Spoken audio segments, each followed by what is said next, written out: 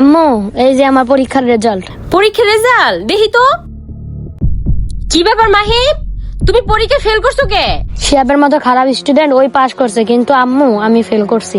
আজকে তোমার স্যারের সাথে আমার ভালো করে বোঝাপড়া আছে, চলো তো যাই। ঠিক আছে, আসো। পোলাটার আমি এত কষ্ট করে নিজে পড়াইছি, তো পোলাটার রেজাল্টটা খারাপ করবো কে? কি ব্যাপার স্যার, আমার ছেলে পরীক্ষাতে ফেল করলো কেন?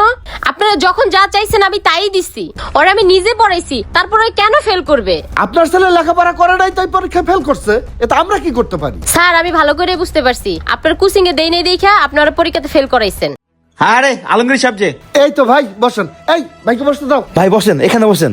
বাবা তুমি ভালো আছো? আমার ছেলে পরীক্ষা পাশ করছে, এই যে আপনার জন্য মিষ্টি আনলাম। ধন্যবাদ ভাই। আপনারা তো অনেক স্যার, টাকাটা রাখেন, সবাই মিলে কিছু খাইয়েন। আচ্ছা ভাই। তাহলে সবাই আমার ছেলেটার জন্য একটু দোয়া করেন।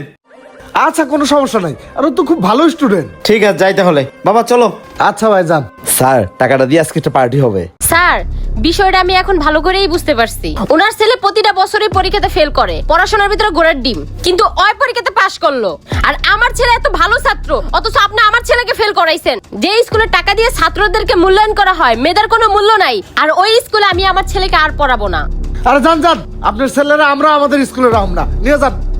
স্যার মুখ বুঝে অনেক কিছু সহ্য করছি, আর না স্যার দেখেন স্যার, যেখানে নাকি লেখাপড়ার থেকে মানুষকে মূল্যায়ন করা হয় টাকা দিয়ে, সেই স্কুল থেকে ছাত্রছাত্রীরা কি শিখবে?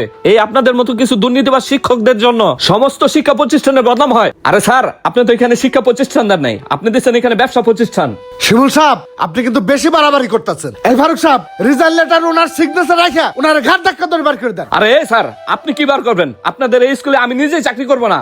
দেখি তো তুই সাহেব, ওঠেন তো, আমাকে সাইড দেন। স্যার টাকার নিশা আপনি অন্ধ হয়ে গেছেন, শিক্ষকতার মতো মহান পেশাকে আপনি কলঙ্কিত করেছেন।